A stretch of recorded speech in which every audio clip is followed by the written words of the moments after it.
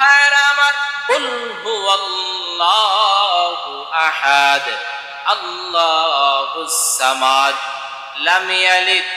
এক নাম্বার পরিচয় আল্লাহু আহাদ, আল্লাহ এক। দুই নাম্বার পরিচয় হলো তিনি অমুখাপেক্ষী। কোনো কাজ করার জন্য পৃথিবীর মানুষের সাথে পরামর্শ করতে হয় না। এরপরে আল্লাহ বলেন লাম ইয়ালিদ, আল্লাহ তিনি কাউকে জন্ম দেয় নাই। আল্লাহর ছেলে নাই, মেয়ে নাই, ছেলে মেয়ে থেকে আল্লাহ পবিত্র। চার নাম্বার পরিচয় আল্লাহ বলেন ওয়ালাম ইউলাদ, আল্লাহ তাকে কেউ জন্ম দেয়নি। তার মানে আল্লাহর মাও নাই, বাবাও নাই। মা বাবা থেকেও আল্লাহ মুক্ত, আল্লাহ ছেলে মেয়ে থেকে মুক্ত।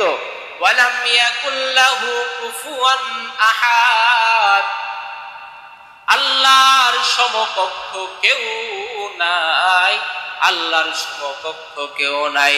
তিনি একা, তিনি আসমানের সৃষ্টিকর্তা, জমিনের সৃষ্টিকর্তা।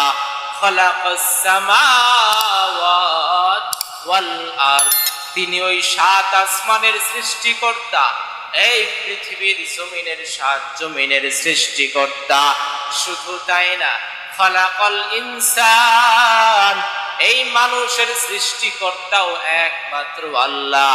শুধু মানুষের সৃষ্টিকর্তা না, পৃথিবীতে যত ধরনের প্রাণী আছে, খালাকা কুল্লা দাব্বাতিন, যত ধরনের প্রাণী আছে সব প্রাণীর সৃষ্টিকর্তা হলো আল্লাহ।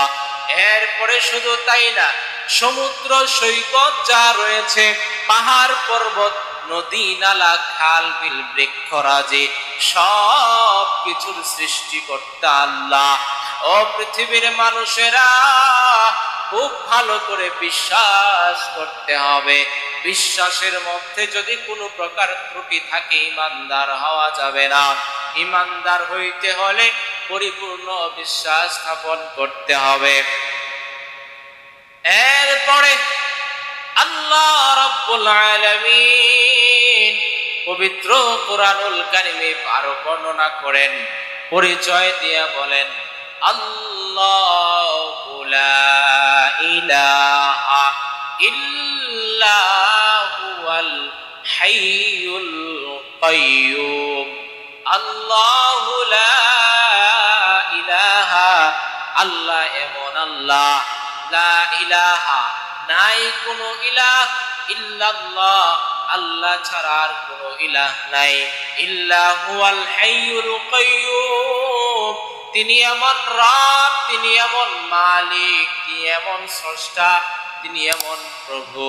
হাইয়ুল কাইয়্যুম, যিনি চিরঞ্জীব, তিনি কখনো মৃত্যুবরণ করবে না। পৃথিবীর মানুষের যেমন জন্ম আছে তেমন ভাবে মৃত্যু আছে। একটা মানুষ পৃথিবীতে আসার পরে আবার সে মৃত্যুবরণ করবে, কিন্তু আল্লাহর কোনো মৃত্যুবরণ নাই। হাইয়ুল কাইয়্যুম, তিনি চিরঞ্জীব, তিনি চিরজীবিত, তিনি কখনো মৃত্যুবরণ করবে না। পৃথিবীর সব পশু মৃত্যুবরণ করবে, সমস্ত মানুষ মৃত্যুবরণ করবে, সমস্ত জিন মৃত্যুবরণ করবে, সমস্ত শয়তানগুলিও মৃত্যুবরণ করবে, ফেরেশতাগুলোও মৃত্যুবরণ করবে, কিন্তু একমাত্র আল্লাহ, তিনি কখনো মৃত্যুবরণ করবে না। সুবহানাল্লাহ। ভাইরা আমার, আল্লাহু লা ইলাহা ইল্লা হুয়াল হাইয়ুল কাইয়্যুম লা তাখুযুহু সিনাতু ওয়ালা নাওম। আল্লাহ বলেন লা তাখুযুহু, আল্লাহকে স্পর্শ করতে পারে না।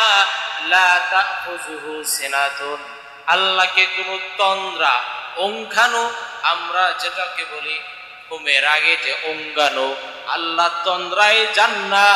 ওয়ালা নাওম, আল্লাহকে ঘুম স্পর্শ করতে পারে না। তার মানে আল্লাহ কখনো ঘুমায় না, আল্লাহ সব সময় সজাগ থাকে। স্বাভাবিক দুনিয়ার দৃষ্টিতে যদি আমরা দেখি, একটা কোম্পানির মালিক একটা প্রতিষ্ঠানের মালিক, তারও ঠিক মতে ঘুম হয় না। একটা কোম্পানির মালিক সারা রাত্র জেগে হিসাব করতে হয়। যদি কোম্পানির মালিকটা ঘুমায়া যায়, ঘুমায় যাওয়ার পরে হয়তো কোনো ধরনের সমস্যা হইতে পারে। স্বাভাবিক যদি একটা কোম্পানির মালিকের চোখে এত বড় কোম্পানি নিয়ে থাকে, ঘুম না আসে। যে আল্লাহ পৃথিবীর মালিক, আসমানের মালিক, জমিনের মালিক, সব কিছুর মালিক আল্লাহ, আল্লাহ যদি ঘুমায়া যায় তাহলে অবস্থাটা কেমন হবে? আল্লাহ বলে, বান্দা আমি ঘুমাই না। যখন রাত্র হইয়া যায় তুই বান্দা ঘুমাও, বালিশের সাথে মাথা লাগাইয়া ঘুমিয়ে যাও। বান্দা আমি আল্লাহ তোকে পাহারা দেই। এই বান্দা তুই জানো আমি ফেরেশতার মাধ্যমে তোকে সারা রাত্র পাহারা দেই। যদি আমি আল্লাহ পাহারা না দেই তাহলে কোনো ধরনের বিশৃঙ্খল সৃষ্টি হইতে পারে, কোনো সমস্যা হইতে পারে।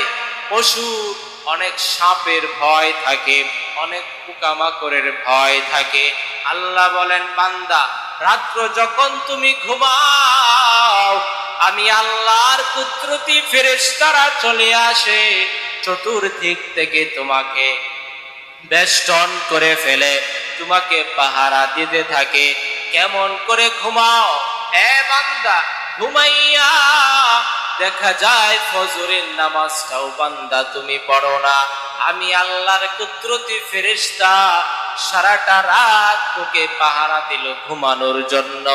এবার ফজরের সময় মুয়াজ্জিন সাহেব মসজিদের মিনার থেকে আজানের ধ্বনি দেয়, বলে আসসালাতু খায়রুম মিনান নাওম। এই বান্দা, ঘুম হইতে নামাজ ভালো, আসো মসজিদে চলে আসো, আমি আল্লাহর কুদরতি পায়ে সিজদা করো। সারা রাত্র ঘুমাইলি, আমি আল্লাহর পক্ষ থেকে নিয়ামত পাইলি। ফজরের সময় হইল, বান্দা এখন চলিয়া আসো, ঘুমে যাও, নামাজে দাঁড়াইয়া যাও, সিজদায় অবনত হইয়া যাও, আমি আল্লাহর নিয়ামতের কৃতজ্ঞতা শুকরিয়া আদায় করো। এ বান্দা, তুমি ঘুমাও, ফজরের নামাজে মসজিদে যাও না, আসরের সময় জোহরের সময়ও মসজিদে যাও না, নামাজ না পড়ে পড়ে জীবনটা কাটাইতেছ। যখন আজরাইল চোখের সামনে চলে আসবে তখন বলবা, আজরাইল একটু সময় দেও, আমি নামাজটা পড়ে নেই। আজরাইল কিন্তু সময় দিবে না, এখনই তোমাকে সজাগ হতে হবে, নামাজ পড়তে হবে।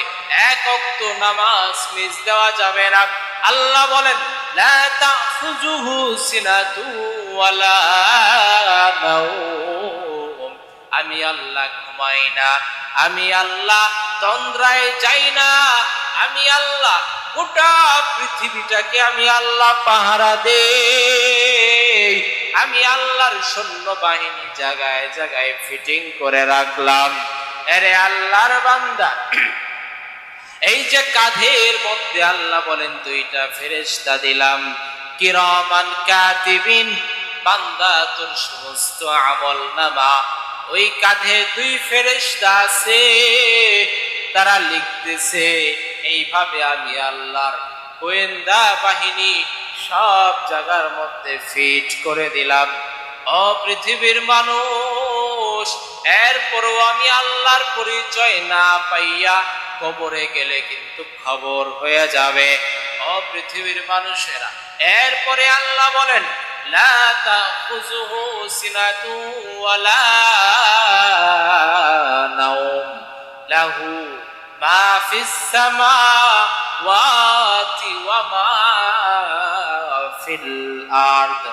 আল্লাহ বলেন, লাহু মা ফিস সামাওয়াত, এই যে আকাশের মধ্যে যা কিছু আছে, ওয়া মা ফিল আরদি, জমিনের মধ্যে যা কিছু আছে, সব কিছু একমাত্র আল্লাহর।